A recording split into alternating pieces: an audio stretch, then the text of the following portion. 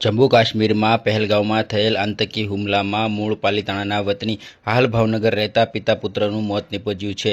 વિગતવાર વાત કરીએ તો જમ્મુ કાશ્મીરના પહેલગામમાં આતંકી હુમલો થયો છે.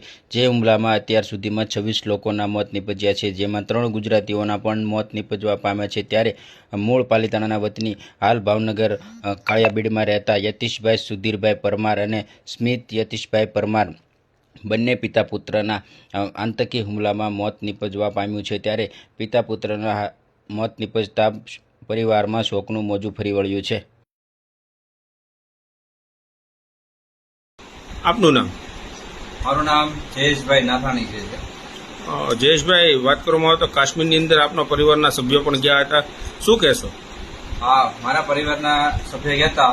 મારા કાકા, કાકી, નાના કાકા, બેન બનેવી, પણ મારા બધા પરિવારનો એનો સંપર્ક થયો છે હાલ, પણ મારા ભાણિયા અને બનેવીનો સંપર્ક થયો નથી. શું નામ છે એનું? નામ જે છે એ ભાણિયાનું નામ સ્મિત પરમાર છે અને બનેવી સાહેબનું નામ યતીશભાઈ પરમાર. યતીશભાઈ પરમાર નામ? યતીશભાઈ સુધીરભાઈ પરમાર. ઓકે, એમનો હજી કોન્ટેક્ટ થયો છે કે નથી? ના, એનો સંપર્ક નથી થયો.